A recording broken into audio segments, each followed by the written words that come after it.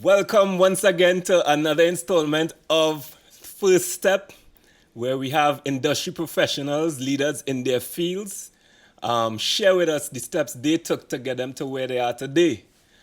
And with us today, I have a brother, a young brother, who has brought many smiles to my face. He is a situation where I would say the student became the master. Um, he was one of my early students actually when I started lecturing, and he has now gone on to probably be one of my biggest success stories in terms of tutoring. He is Mevon Soodeen. Mevon Soodeen, music producer, businessman, entrepreneur, just personality all around. And we have him here today to share with us some of the steps he took to get him to where he is today. Mevon, how you doing, my brother? I doing really good. Thanks for having me, and it was a pleasure. Lovely, lovely, lovely. And I really want to take us back some years ago. Could be about 7 to 8 years ago, actually, where we would have first met at Star Broadcasting. Where you came in. Always, I really always marveled with you. You always wear this big, bright, enthusiastic smile. Like wide, bright-eyed and bushy-tailed. But you always had a humble aspect to yourself. I want you to take us into what would have started you in music. What would have been the inspiration to get into music, seeing that have come this far in it? Right. So when I was a teenager, I fell in love with music through DJing actually. One of my best friends, DJ Adam, well, he's a professional DJ now. We were teenage, well, we were best friends from since small, right? Childhood friends, like my brother. And we growing up, we everybody wanted to become a DJ. That was the cool thing at the time. So we were both DJs. We said DJs and DJ in house parties, do our own parties, even some club gigs we got at the time. So while DJing, that's when I developed my passion for music.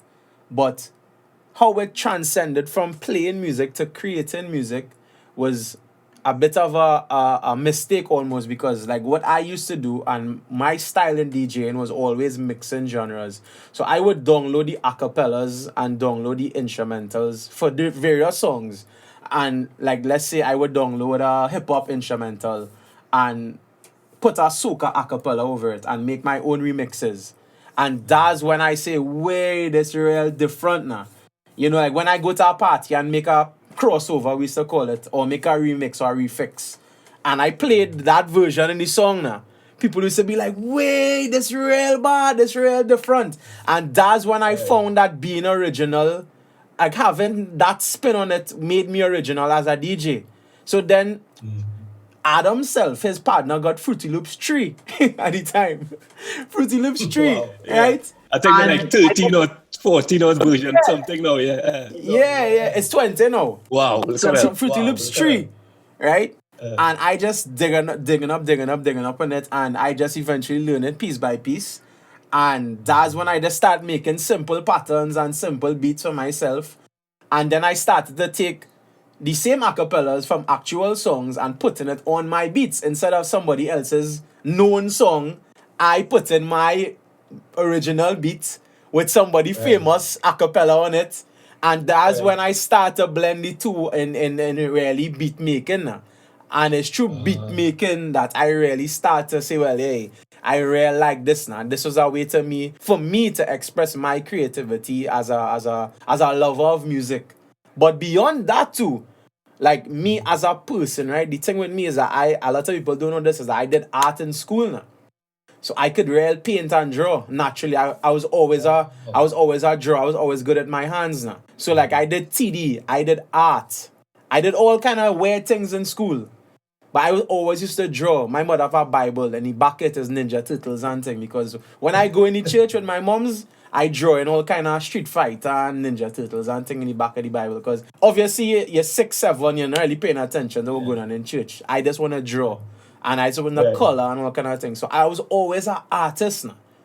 So the music thing, I really developed as a teenager in DJing, and then it just transformed from DJ from drawing to painting, to music, to production, and that is just the natural progression of things to me now. So like being creative Wow. and being an artist has always been something that I love. I fell in love with. Yeah.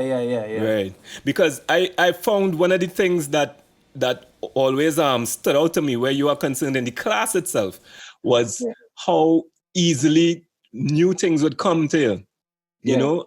So I could tell obviously like you had some exposure to it. So by the time Yeah. you got to Yeah. the class, it wasn't like teaching a baby to walk. You already had some measure of experience with production, might necessarily be the software. But Because I had no experience in Logic.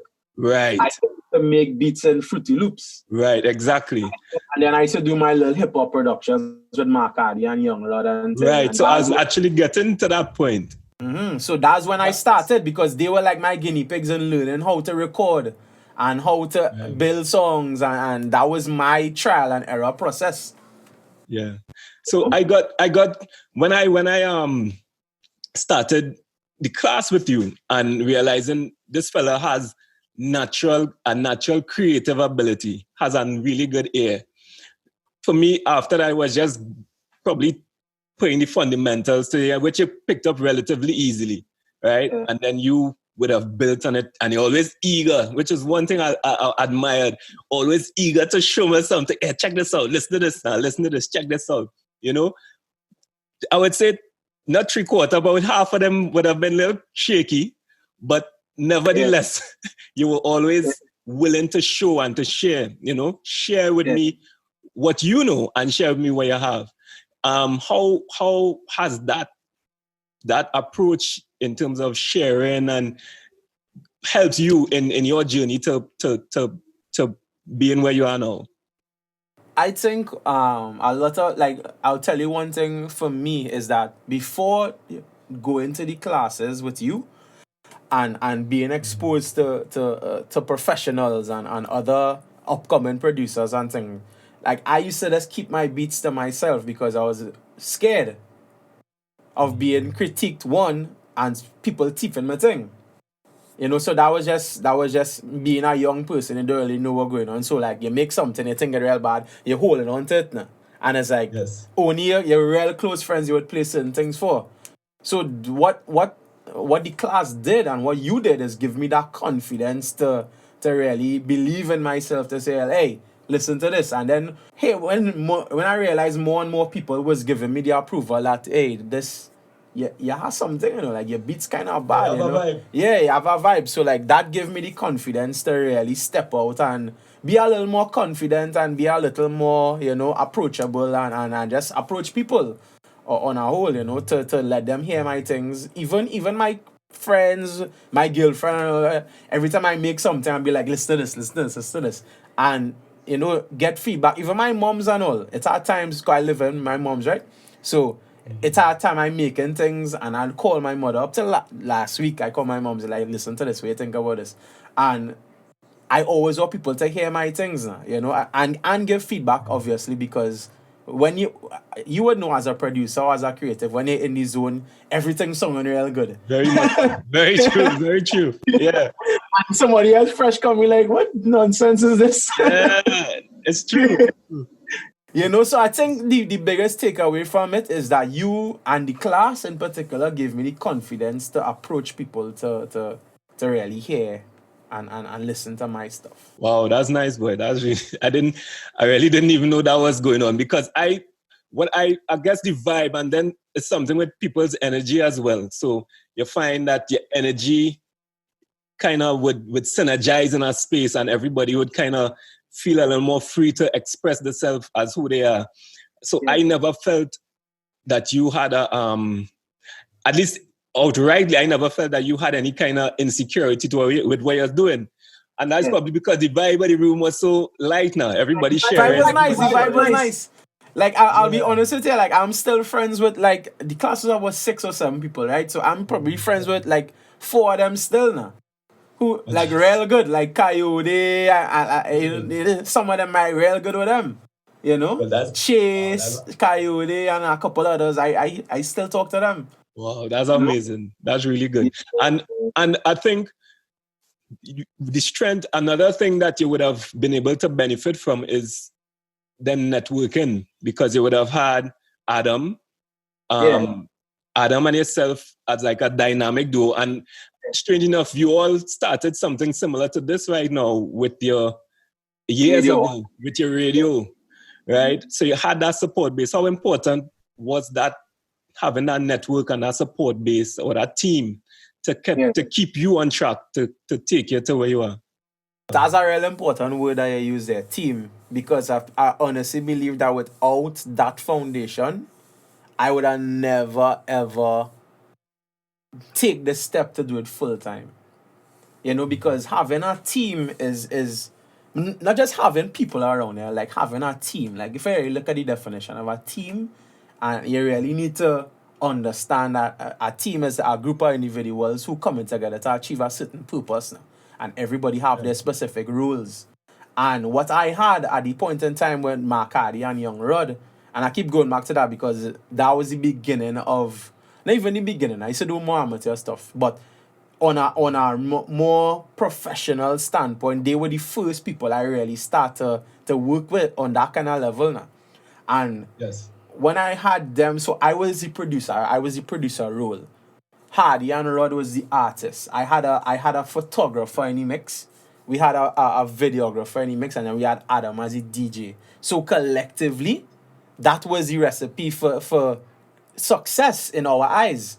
Because I'm making beats, I get people to sing on it, I get people to shoot videos, I get artwork done, and I get the DJ to play it on radio. That's the full cycle right there. You understand? So, and the funny thing is, these are my friends who I still am friends with right now.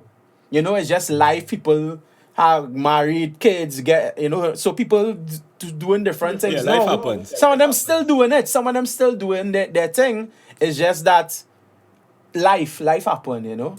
So other people may not be dedicated to it as how it once was, but I'm still real good at all of them, and having a team, I think, is a real important thing because you can't do it by yourself. As a producer, I could have the baddest beats, and if nobody hearing it and nobody singing on it, you're just gonna sit down there now. And I learned That's it's funny that you said that, because I actually said that to my nephew last night, because he's a DJ now. He's been DJing like 15 or 17 years. And we were saying, you need to you're very talented, but you need to get yourself out there. You need to start putting yourself out there, Yes. And I think a lot of times we suffer from a bit of, fear.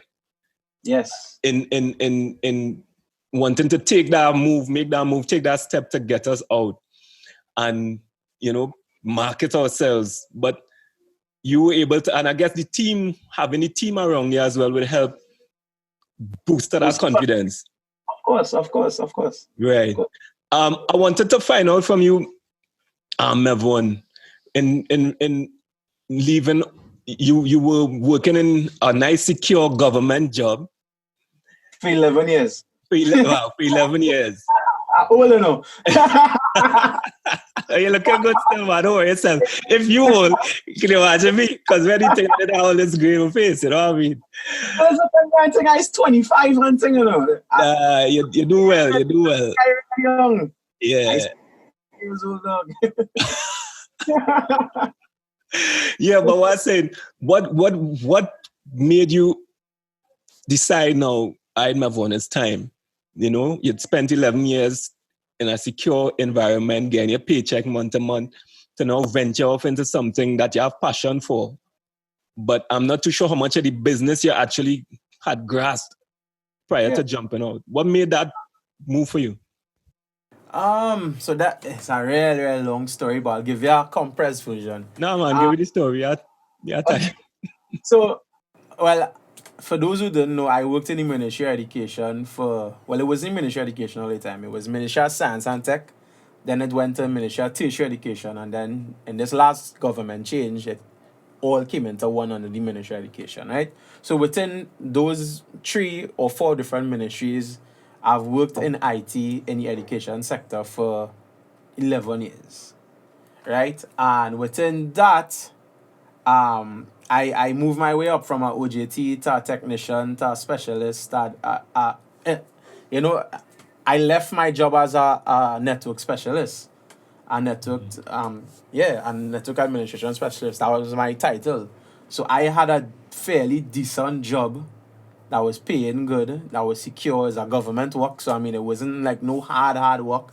It was easy, you know, and but there were a lot of politics involved, not necessarily from the minister side or anything like that. It was more like the HR and contracts and people just fighting it down because remember we came from a different ministry and we joined. And when we joined, I was higher than a lot of people who was there initially. So it had a lot of envy and bacchanal and people and then I young and coming and be supervisor for people who older than me, people who's 50 and all kind of thing. So it's like it was not a nice work environment anymore for me when it is we moved to ministry education. So that's for one, I didn't like it there. I didn't like it at all. So I was going to work just to collect a check, and that was basically it. I didn't like anything I was doing. I mean, I did a lot because they start from ground up. We moved into one new building and we did everything for that new building and we put a lot of things in place. But I didn't like it. And there was a contract situation where I was on short-term contract for the past 3 years, which is 3 months contracts, for 3 years. Wow. And in that, you have no vacation, you have no sick leave, you have no gratuity to get. So for the past 3 years I worked there, I got no gratuity. I had nothing to get, nothing. Wow. I left there with nothing, and I was happy. That's to show you how frustrated I was, and I just didn't like it. Now. The people were cool. Some of the people were cool, but a lot of it wasn't nice. When I walk in the building, that used to be like whatever. So that was where I was mentally, and it's like with all of these things on the table, I took a look at it and I was like, I am 33 years old. Am I going to be stuck in this system of short-term contracts, no benefits, nothing for our next 3 years, boy?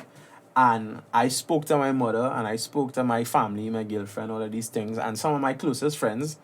And one of my really good friends who I did my degree with in IT, he has his own business and all them kind of things. And he in particular gave me the edge or the little push that I needed to leave now, because he was saying, he's like, bro, he's like, you are you have it naturally now. Like naturally you have a business mind, you have a business sense, you have that personality to go and work for yourself. And on top of that, you're not leaving zero to start on zero. He's like, over the past 10, I started my studio in 2010 and gradually bought a chair, bought a mic, bought a pardon, bought speakers, bought the computer, bought every year or couple months I would save and I would buy certain things. So I had a ready-made studio. The space I in now, it was done. I was operating part-time just for the love of it all the time. And I told my mom that, I was like, she was real worried, and I told her, I said, I'm not leaving nothing to do nothing. I was like, I'm leaving nothing to do something I love, and I don't need to go and take a loan to start doing it. I could start doing this from today. You understand? The only difference is that I do have a job. I just focus. This will be my job now. So it's just talking to God, talking to my parents, talking to my friends, and they really give me the push. And on top of that, as I said, mentally I wasn't in a happy place. I didn't like the place I was working in, and I just figured out, well, I said to myself, I had enough of this, and I done. So I just, obviously, within making that step, when I sent that email to my boss, I felt, it sounds really cliche, but it really feel like if a big weight come off your shoulder, because it's like, wow, boy, like I really just resigned. Because I didn't get fired or anything like that. They offered me my contract ended, and they offered me a next 3-month contract. And I was like, I was like, nah. I was like, nah. And when I declined it, the director HR called me on my phone and asked me to come in for a meeting. Wow. to Wow. reconsider. That's to show you how important I was to them, right? Mm-hmm. Yeah, and I went into the meeting and I said, well, let me listen to what she had to offer. Maybe she going to offer me a longer contract, something better now. She was like, Right. hold on for the next 3 months. We have things coming. I was like, with all due respect, I can't do that. And I was like, if I have nothing else on the table, I was like, I wish everybody the best, thing, but I done. Wow. And they called me for interview and thing like a couple months after, and I declined it. I was like, I already good here. What I'm trying to find out though, so moving out of that, right? Yeah. And now having to set up the Business side of business things. side of things, which is Yeah, so very I was getting to critical. that. Yeah. Yeah, I was getting to that. So like, um, it was a huge learning curve for me because I was doing this for the love, and moving from the love to being paid to doing it was a big confidence booster for me to actually start to tell people, okay, well, you can't just come and record for free anymore. But rate is this. So friends, we are just, hey, come and record, thing. And now the conversation changed to, I charge so much an hour, or I charge so much to mix, or I charge so much to thing. So what I did is that I basically did a lot of research, asked a lot of people in the industry how much they charge, how much, and just get like a pricing point for a lot of things now. I know that I Right. can't charge what they charging, so I try to find a middle ground. So let's say a production from them was about 1,000 US or 1,500 US, or it's like 10,000 or 6,000. I was charging 5 Right. for a full production. That was about 2 years ago, right? And I was like, okay, cool. I could start off with that because I believe that nobody go and pay no 10,000 to come and me to do no production. Because who's me? Okay. So I try to find a middle ground of my worth and industry standard when it comes to soca at least, right? So our next thing is that I was doing a lot of hip hop, I was doing parang, I was doing all kind of different things. But I realized early that soca was where the money is in Trinidad.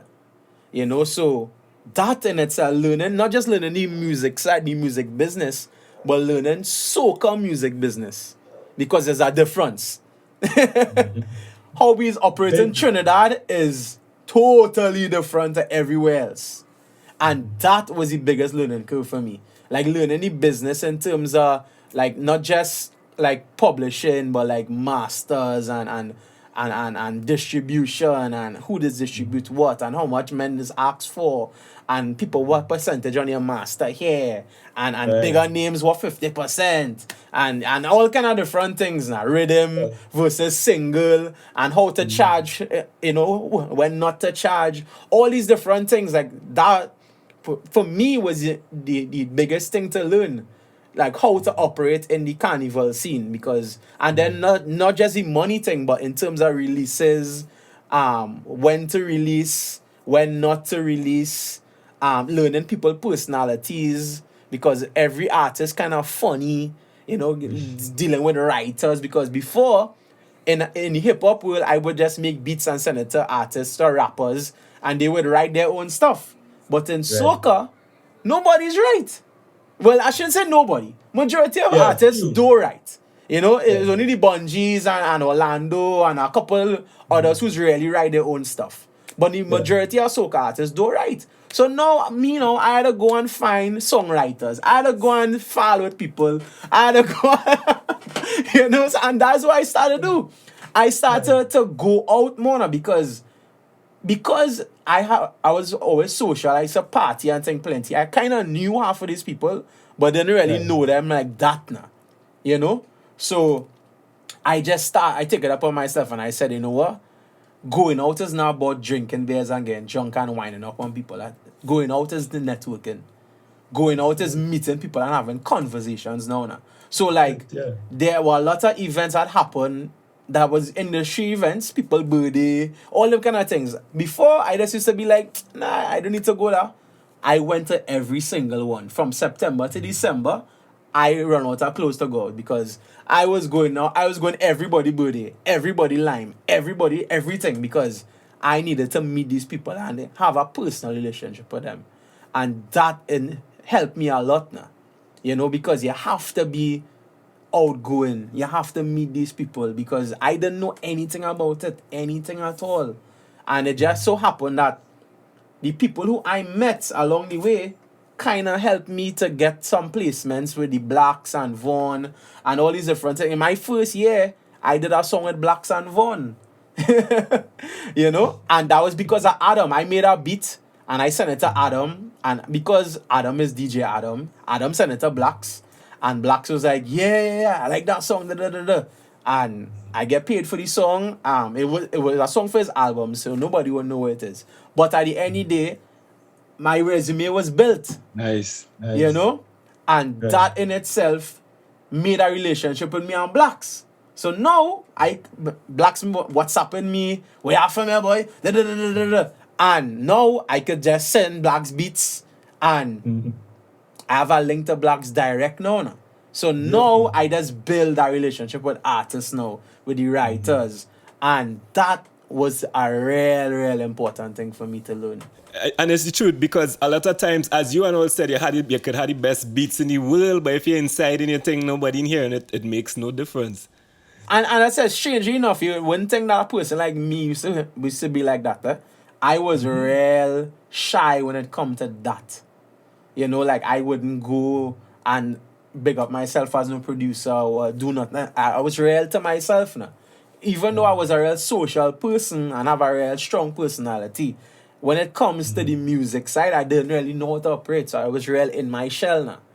So with that aspect, I didn't really know anything. And as I said, I know these people. I'm friends with them on Facebook, wherever. But we not really friends now. We're not really cool. It's a difference now.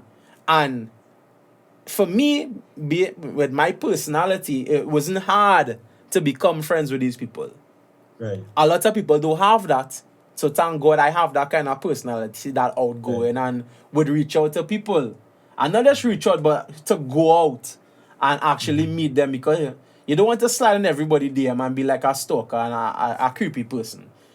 Sometimes the best thing is face to face. You meet somebody, you talk with them, you knock a bear with them, and they see you for who you are now. And that networking was real important, boy. Like that, to me, that teach me the most out of everything. Wow. Because I mean, in terms of your personality, you're right. You're charismatic in the sense of socially, you could speak, you're vibrant, you're not uh, seeming to be like an introvert, you know. So that part is critical, but making the move because what you were able to do while you were still working at the ministry, you were able to create a couple find some nice little niches for yourself. So you started the trap so right right with Mark Hardy and Young Rod, right, and then you also started creating a name for yourself in the Christmas scene. With Rome. Right, and that still kind of riding. Yeah. I still do it in Rome. Yeah, but one would imagine that within all that time, you still wasn't confident enough to say, all right, I'm ready to jump out. And you still had to go back and do your homework. Real homework too. That's important. It's funny, because in the hip hop world, like I was friends with all the hip hop artists and things. But remember, hip hop in Trinidad is underground. So even though you know these people, the majority of people in Trinidad don't really know who they are. So like it's still a little niche, as you rightfully said now. In Christmas, Rome was now coming up. I was doing the songs, nobody really know about it. And it's only now Rome is Rome. But when I started working with Rome, I did Rome's first 3 songs. As a matter of fact, I do probably 95% of Rome's. That's what I want to say. It's only about 2 songs you ever do without me. Right. And I'm still his number 1 producer. And we have a real personal relationship, a real close friendship.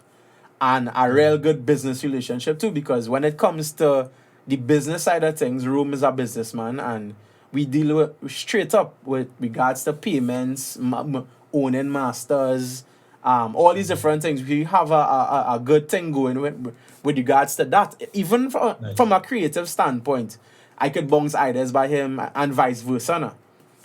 And that's just the kind of relationship we have. So I would also tell people that find somebody who, I was having this discussion with Casey and them the other day. Find somebody who you could trust and willing to invest in terms of your time now.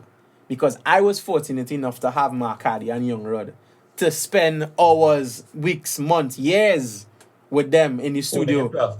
Owning it, yeah, and just developing each other now. And with Rome, with the Christmas thing, my first beat was garbage. But people that like it. I can't listen to it now, but at the end of the day, that's where I start, and that's part of my journey. So, seeing the growth and the progress with Rome in particular, I real happy to see that, because Rome was on a VH1 show with Lil Kim and Maya and thing now because of Parang, right. Because of Christmas, you know?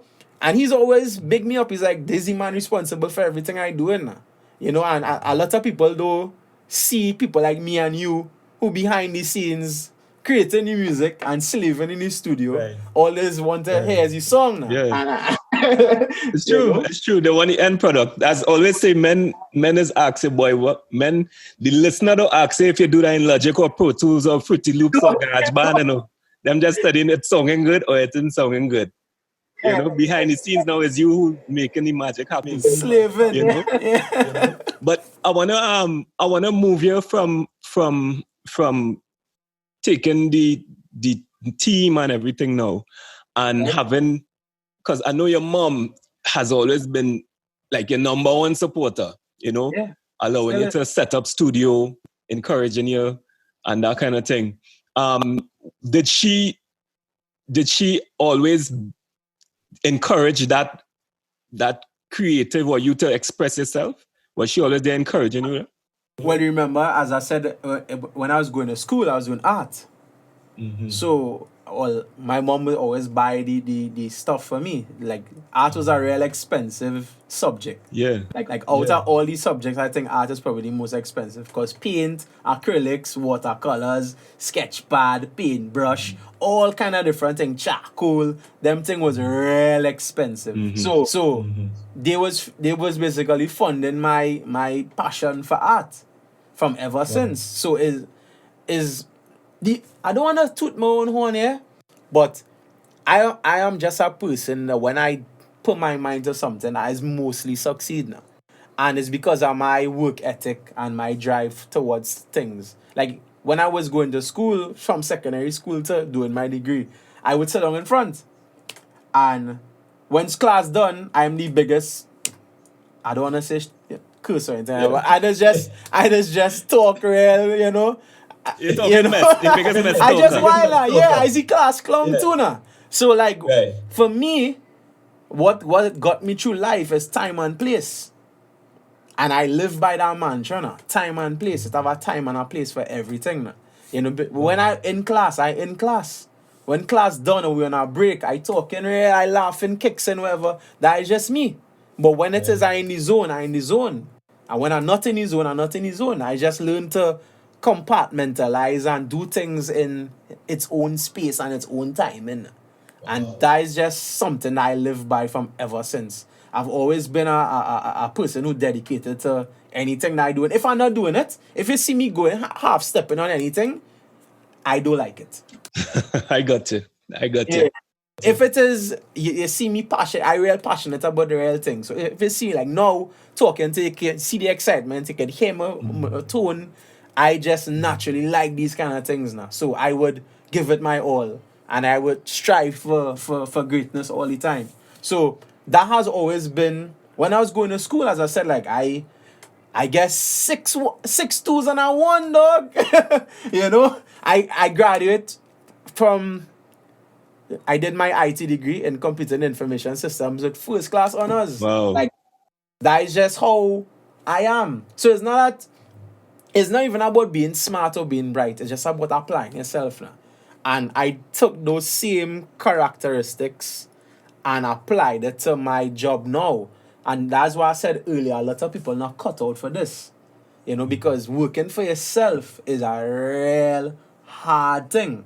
It is. Thank God I had 2 years prior to this, especially with this COVID-19 thing going on now, right? That I kind of saw the trend within the last 2 years. I realized that my peak period was from September to February, because September was when people start doing parang. So if I do 4 parang, I have 4 monthly salaries right there Right. until Christmas. I save till Christmas. And that's how I look at it the first year. I was like, if I do 4 songs, I have 4 months salary right there. And that's how I look at it. Right? And then we need to talk about streams, and we need to talk about cut money, even though that ain't nothing. But all these things are still money that would come in on a later date now. So that's how I look at the business side of things, right? And then I said in carnival time, people might want to do recordings, dub plates, drops, all these different things. And I open up myself to that, because before I never used to do them thing. Because my studio home, I Right. didn't really take any and anybody to come here. Everybody. Yeah. So within that too, after the first year, I break down my window and I put a wall on the side, a door. So nobody had to walk through my house. I have my own entrance to the studio now. So I invest in my studio even more now. Because it's like, this is my office. This is my job. So now I say, well, all right, I go in and invest in it and make it more comfortable, so that my moms or whoever don't be affected by what's going on inside of here. So I mean, it's just applying yourself, boy. Yeah, And yeah. it's just applying I yourself. say, no, get out on this smile, and I saying, yes, grasshopper, well done. Because it's true. Sometimes I and all at times could suffer from a bit of either procrastination is a human thing, or a bit of, lack of confidence in certain thing, whether or not you take it or not. Now Go ahead. pause. I don't want to cut you short, No, but I go just ahead. want to tell you, I play real game for the past 2 days. So No, I do no work since Sunday though. Right. And it has happened. So it's not me saying that I'm a perfect person, nothing like that. I just saying, when I in here, I in here. When I'm not in here, as I say, I dedicated to playing game, watching Netflix, sleeping, all them kind of thing. But when I in here, I in here. Yes. And I doesn't want nobody to jump me, man. And that's just how I try to live life. Like anything I doing, I giving it my 100% all the time. And if not, I'm not coming in. And you said something which was really, really important, and time and place. And my dad always used to say that, time and place. This time you're in studio, I don't want no disturbances. And I know if I in studio, if I in work mode, I could go 24 hours grinding. Yeah. When that done, you go and you separate yourself from that and you detox. So you do whatever you had to do in that zone. And you're a family man. You have your wife and your child and things. So obviously you need to compartmentalize it. And time management important too. You can't just work and not take care of your children and see about your wife, and you're human being. Exactly. So I wanna get a ball by ball now in terms of so the young producer who coming up, which is something I always had problems with, not just with producers, but with young artists. Right. Carnival time, there's be like, everybody want to jump and sing a song, right? But I just tell these guys, I say, listen, all you hearing these songs on the radio now is Carnival time. You get glad and you want to come and record. Carnival is February. You want to come January and record. Nobody I even get knowing all it. the time. I get all the time now. I say, you think these These songs recorded yesterday to come in These songs recorded since June. You understand? So what is your process now in terms of how you go about doing it? Is it that you have a catalog of beats that you've been working on for a while and you could then shop, say come May or after Carnival, April, May, and then how it goes for you? I could share my screen, right? You should be able to, yeah, man. You can. Yes, sir. Let's see if I can share my screen. I'll show you something.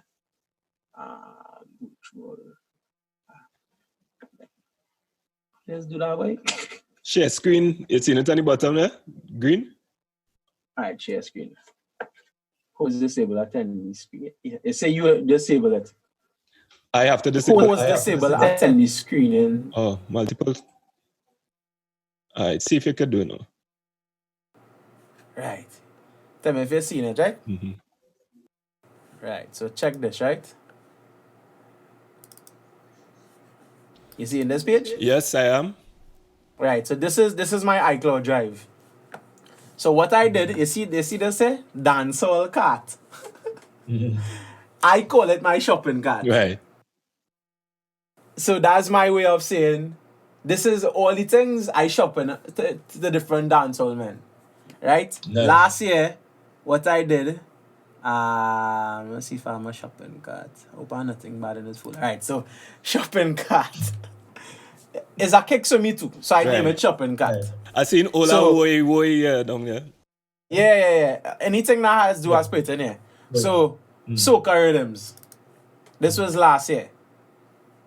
When I met all the soca artists and the soca writers and thing, I had this folder here and I just sent them the link.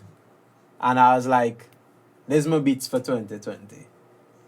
This was Nice. 2019 at the point in time. Right? And Yeah. I would send them all of this and see whoever bite.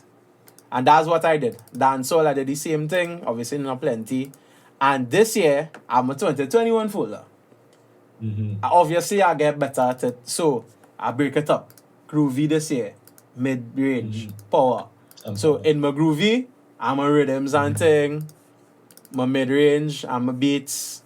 My power, I'm a powers. And Nice. that's how, every time I make something I feel like I could shop, I will just put it in my 2021 Sure, folder. Yeah. And that, like, some people are doing work with. So there's a new artist called Crazy Nuts. I do a couple of beats for him. I have his thing there. Imani Ray or something with Imani Ray. Nice. Rome Beats 2021 or some songs with Rome. There's not even parang, there's soca stuff. Nice. And that's just how I am, I real organized. Warrior stuff. This year, parang, tough spot rhythm, Cohen and Destra. All these different things now. And even the jingles, I did some jingles with Room for Standards and all kind of different things. And that's just how I operate now. Let me see if I could stop share this, right? Yeah. So that's how I just have my shopping cart and I'd put Nice. beats in there, and that's the ones that I want to send. Because not every beat I make I would feel confident enough to send it to people. Right. You And know? then you had to have a way to edit yourself as well in terms of your creativity. You know, you want to, yes, you might believe in something, but you also can't take it too personal. And you had to be able to say, you know what, maybe this one ain't ready just yet for the world. Yeah. So like sometimes I'll have beats that are unfinished that I will play for them here. If an artist or somebody come in the studio, vibe, whatever, I'll play it for them. But I won't email it to them yet, you know, because I'm not really confident. Because it's at times that beats I think is garbage. A man might hear it unfinished and be like, yeah, boy, that real bad, I wanna. But then my shopping cart because I do really like it that much now. And Yeah. that's how it has happened too. Like I'm gonna show you something. For last year, when I did my Good Oi rhythm with Rome, Blacks, Turner, Ola, right? That started off as a single for Rome. And I did an initial version of the beat, and Rome didn't like it at all. And then we ended up doing it over. But I didn't throw it away because I'd really like that version personally. Right. This is And the first version of it. the first version of it. The second version is what came out. But the first version of it is why I liked for me. Right? So, and I was talking to Shaf. And Shaf was like, I have this proposal to do a jingle for 868 Bear, whatever. Send me some beats. And we talk the business, whatever. And I sent him that old beat. I sent him a couple other things.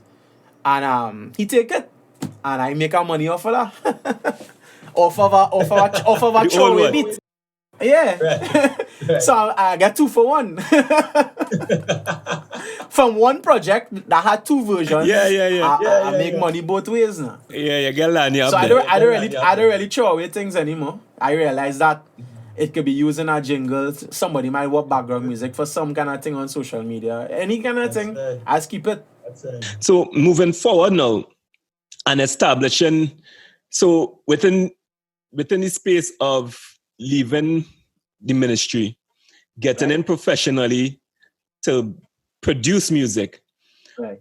and committing yourself to going on the ground and just networking dirty as possible.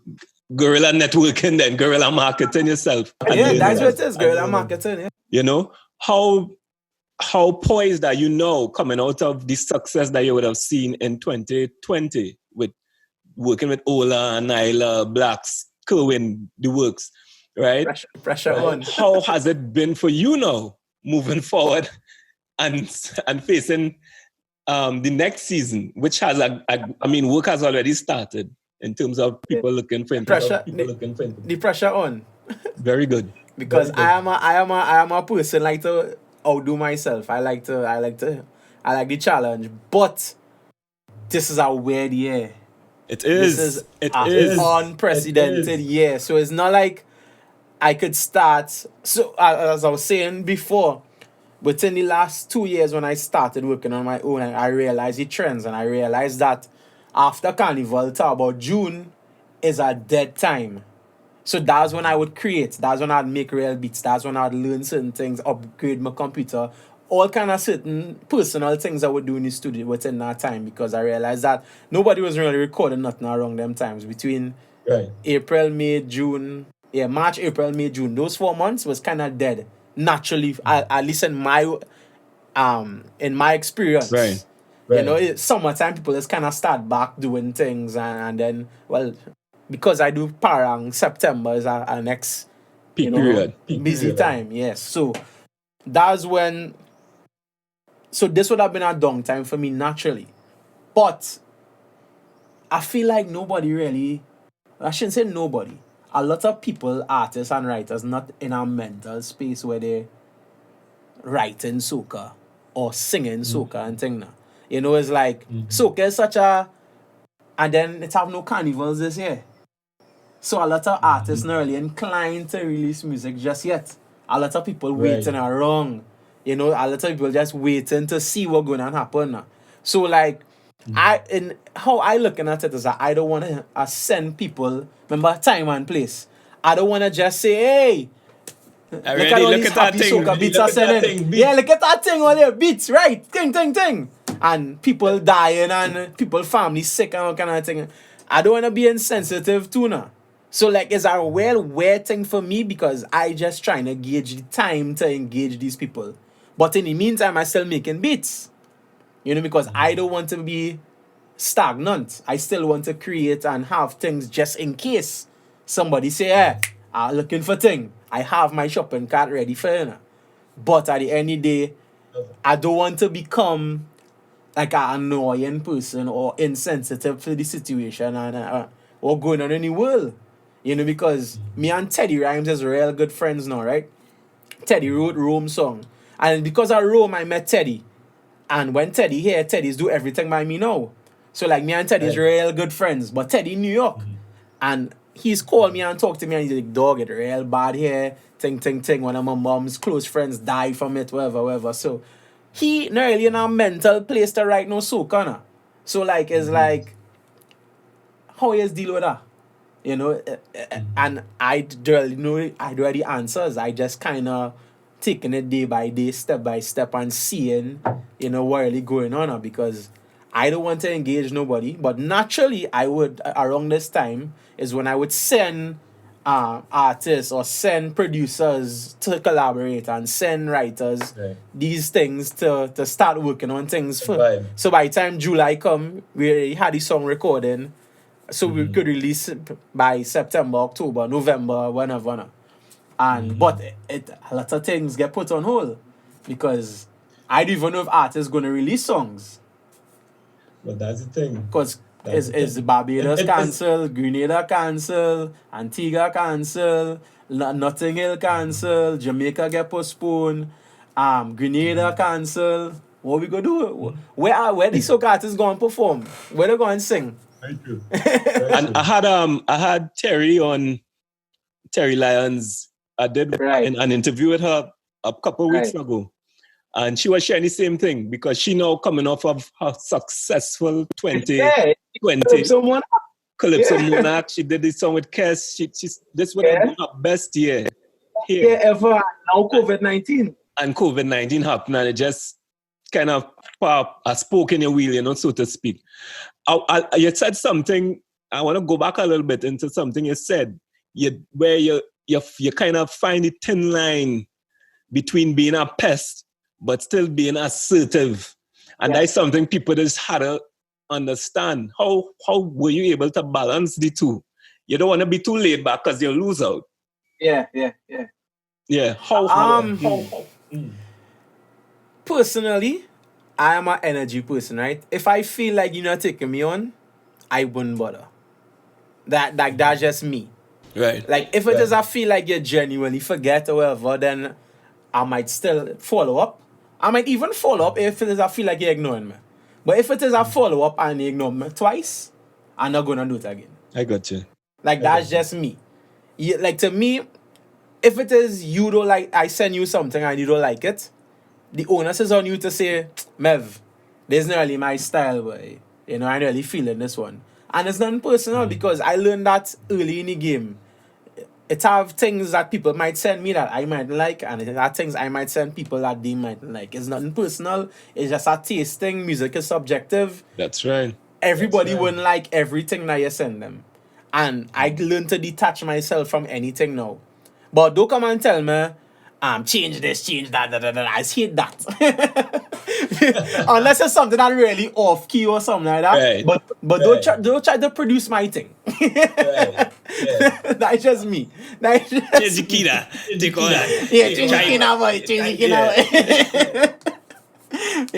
If it's a technical thing not wrong, I'll fine. Right. There's nothing key, whatever. No scene. But don't tell me, that tone too bright, boy. That turn me off. Think nah.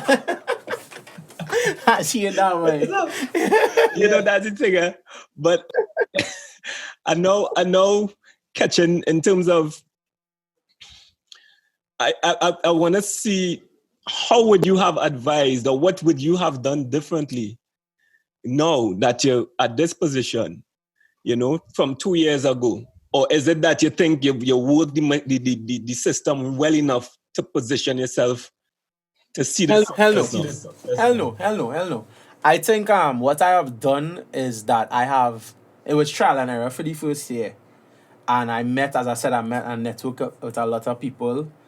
Thank the Lord that I live real close to Kit, Advocate.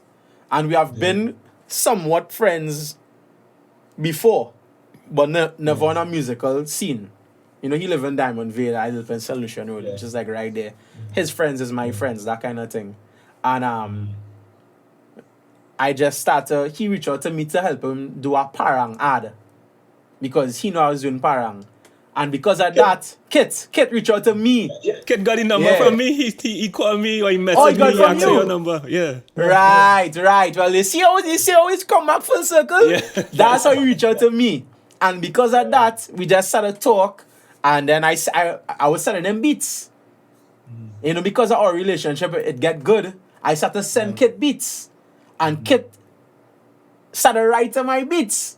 He's like, dog, this real bad. And he started sending me demos and things. And that's how we started work together. Beautiful. So it's really, to me, it was establishing friendships or establishing good business relationships. Because you can't just reach out to any random stranger and accept them to take you on. I kind of reach out. They say, love who love you. That's what they say. So I know who my people are. Right? Not saying I'm not going to reach out to anybody, but I know the people who I close to. I know I work good at Rome. I know I good with Teddy Rhymes. I know I good with Kit. I good with Casey. I good with all these different people. But at the end of the day, I know if I message you, if you're busy, it's cool, but you will message me back. I know what I'm getting then from certain people. Right. It's like other people that might message them and then taking you on the read the message and nothing.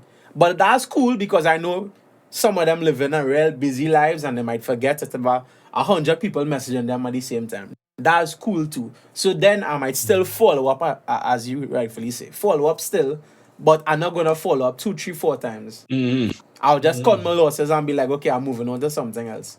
And that's the energy thing with me now. Like I believe that if the energy right, It will be easy. good things will come out it. Yeah. I got you. I'm not gonna force it. I'm not gonna force it at all. I got you. Mevon, we're watching the time, so I wanna get into something I call the playbook. Right? So the playbook is basically the steps that you would take, or the steps you would advise anybody now coming up to take from zero, like, hey, I like this, to reach to the finish line, right? So how many ever steps? If it's 1, 2, 3, or 4, or 5, how many ever? I want to get your playbook to realizing the successes that you think you have seen thus far.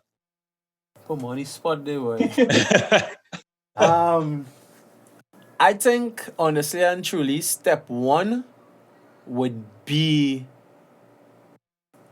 an internal thing. I don't know how to word it, but step 1 has to start with you. Meaning that I need to understand that this is what I want to do. And go for it. Right? If it is you don't have that self-belief and that self-confidence, because I didn't have it. I didn't have it at all. As I said, when I met you and started to go to the classes and things, that's when I really started to step out of myself to be comfortable enough to play things with other people outside of my circle now. So, believe in yourself. That's step 1. Without that self-belief, it might sound cliche, but it's really important. Because if it is you don't know this is what you want to do, and you're not 100% sure, because I wasn't 100% sure. I was working, I built my studio. 10 years I take to build my studio. And 10 years I was working. I like it. So 2010 is when I start. Right. But it took me 10 years to make that step. 10 years to leave my job. I'd like it 10 years ago. I'd like it before that. But I'm saying it took me 10 years to build that confidence to leave. Right. You know what I'm saying? So I work on myself. Within that 10 years, I built my confidence, meeting people, and I felt I was ready. So that to me is step 1 in anything. Step 2 is when you go out and interact, network with people. Because the problem a lot of producers have is that you might be the baddest producer, but nobody know who you are, or nobody hearing your stuff. And in my opinion, you could be the best technical producer, had the baddest beats, and broke. To me, is about your work ethic.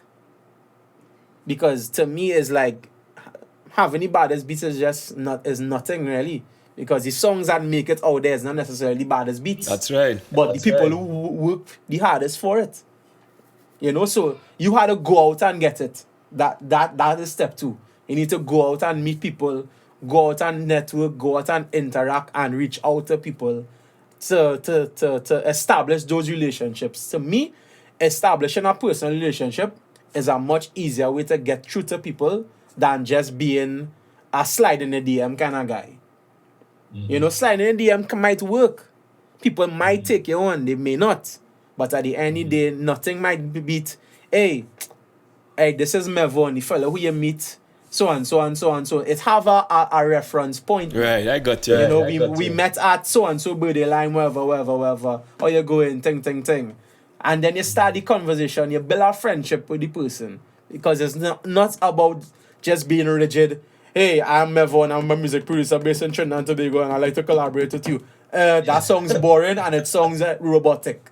It has no personality behind it. You don't want to song like a robot. You want to song like, hey, Arion, where's the scene, bro?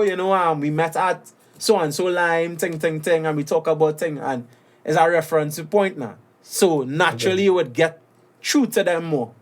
So that's my advice for step 2. Step 3 now is learning your craft. You have to learn what you're doing. You can't just jump into it and when I say craft, I mean technically and on the music side, the Right. music business as well. Because to me, I feel like the baddest beat maker it have. But I don't know nothing about the industry. I learned so much about the music business in the past year than I did in the past, however. And I was doing music before. So I did all kind of errors and I signed all kind of shipper deal and thing. But not deals, but certain agreements with people, percentages and all kind of thing where I rub myself, and it's like you live and you learn. So now I know that if I produce a rhythm and I send it out to people, I entitled 50% because they write to my music. All these kind of different things now. Owning your masters. I was giving away percentage of masters when nobody was paying me. All kind of shippiness. Yeah. Because it's like, I mean, these songs didn't blow up to be nothing, but at the end of the day, Yeah. it's like you do a song for free and I just give the person that's run away with it and selling it on iTunes and I make nothing from it. But those are the learning curve and the experiences that I had to go through to learn it. Especially in soca. Soca really make me understand the music business side of things. Right. And beyond going to your classes and things too, I went to Casey Audio Essentials. And I learned real plenty in that too. That was a real good thing too because that he brought like real serious entertainment professionals. He brought this fella from Rock City who write for Rihanna, Miley Cyrus, all these different things. T-Ron from Rock City. And he brought all these industry professionals to come and talk and meet. We had the chance to meet, converse with them. Nice. So it's like all these different, you never stop learning. You might think, go to Arion class, I real bad. No. Technology changes every day is something new. A new logic come out last month or something like that. I know how to go and learn that. So like I had to learn the business and learn your craft, learn the technical side and learn the business side. That's step 3. Step 4, you gotta market yourself. Marketing really important, and that's something that I struggling with. I think I'm a good person socially, but I feel like there's so much more I could do, because to me, I have a good circle. So a lot of my monies come from my businesses, friends of friends kind of thing. Right. It's like word of mouth now. But I want to take it to that next level where I'm a household name. I got you. I don't need to be referred by people anymore. Yes. People should want to come to Explicit and be like, Mevon is the man, boy. He's the man. And that's my next step now. My next step is me working on my marketing strategy and my marketing plan to become a household name. Yeah. Not just by patrons, but as fellow artists and industry people now. That's real important. And just to briefly cut you off before you go on, if you have any other steps, but that part of it is the same thing with me as well and my business, because most of my business would have been through word of mouth, through my work and whatever. And I've realized that I am foregoing on a whole vast ocean of people out there, and depending on this little thing, and I don't know who missing out on me and who I'm missing out on as well through, not effectively marketing. So it's something I myself have been engaging with a lot more. Yeah. Within this COVID-19 thing, like I did a lot of reflection about me and how I could be better. And that was one of the major things I realized to myself, that even though I've learned so much and I've grown a lot within the last 2 to 3 years, I still feel like I'm falling short in the marketing standpoint. And real people might be like, no, you're doing real good work, you meeting all these people. Like, yeah. But at the end of the day, is the channels in which it came through now is still a reference thing. So I know Kit personally. Kit kind of linked me with Nadia. I know Rome linked me with Teddy. I know Adam linked me with Blacks. Right. I know Kit linked me with Casey. But that's networking. So I'm not downplaying the fact that my network get bigger. But at the end of the day, is that I now want to take it beyond my immediate network. I want to take it out Not necessarily out of Trinidad alone, but in terms of the wider population. And how do I do that? And obviously you need to invest money into that, and I mean, it's just... That part very important, especially now that you are as a business and you're working on building your brand and all of that. So now part of the business is advertising, business side, it's marketing. Yeah, and then you have to treat it as a business, just like if you're marketing a juice or a water or anything like that. Like, that's how I'm looking at it now. So like, even me now, so I have my company name, which is Explicit Entertainment.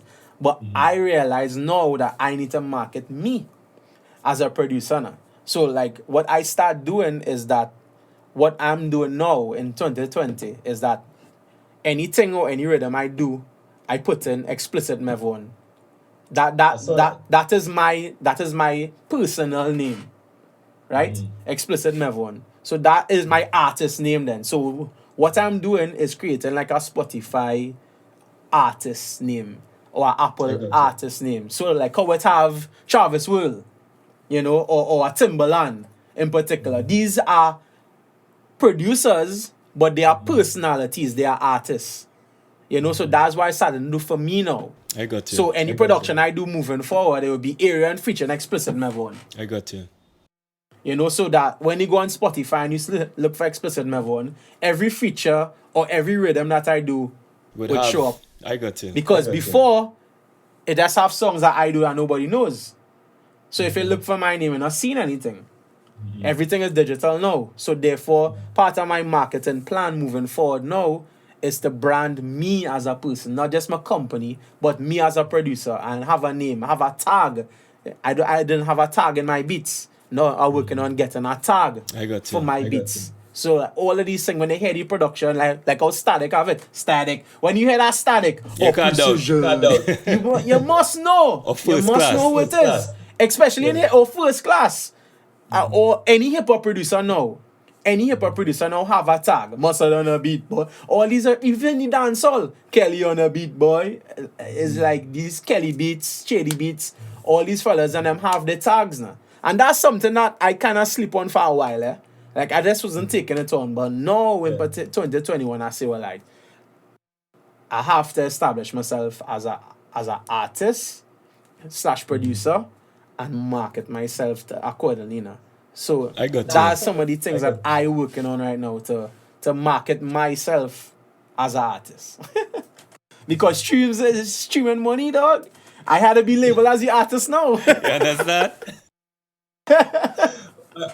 I think so we have 4 steps. We have any other steps to add to that? To be quite honest with you, dog, I just think I would say this last one. Have a team.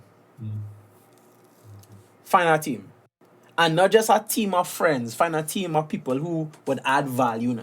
Everybody had to add value and everybody had to benefit from everybody. It can't just be that you benefiting and leeching from people. No. A team, everybody had a benefit and everybody have a common goal.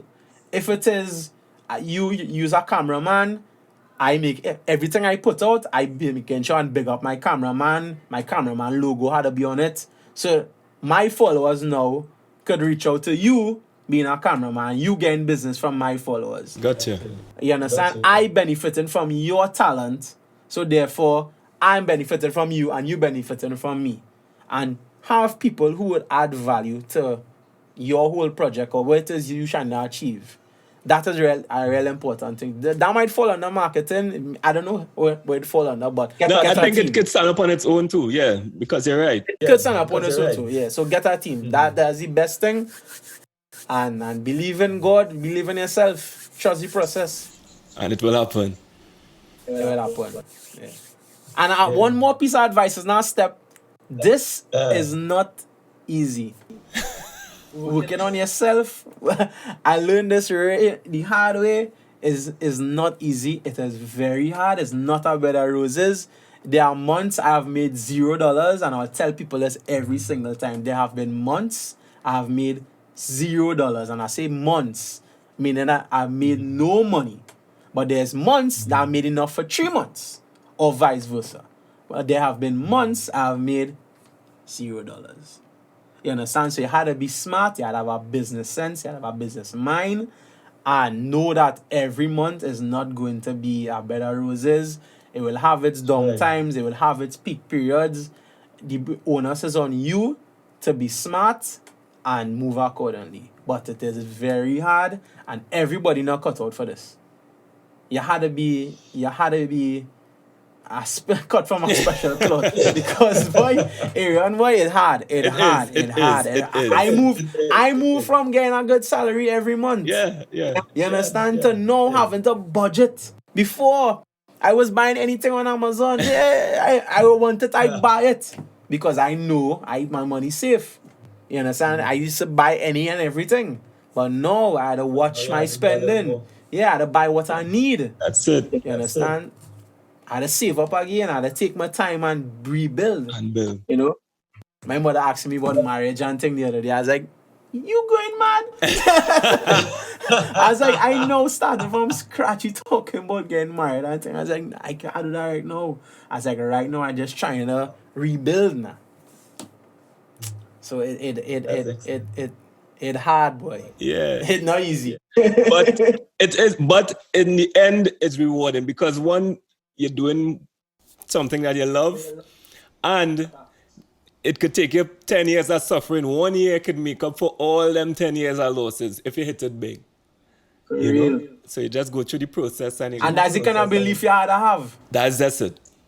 Yeah, because a serial people fall on the wayside just thinking that one bad year and they want to give up now. Yeah. You know? You had to believe and work. 100%. Yeah, because it hard. Man, Mevon. Yes, boy. Mevon, I am so grateful again, but I am so proud of you, you know? And as I said earlier on, this is probably my biggest success story as a lecturer, you know. I'm really happy to hear that. You make me feel good about that. No, I tell you the truth, because I always would come in and say this, brother. Because remember, I would have been able to then take classes to come by you. To me. Yeah, you know, two I think. Yeah, I think about some people that see you and how you work, you know, so that's excellent. So people, there you have it. We had explicit Mevon.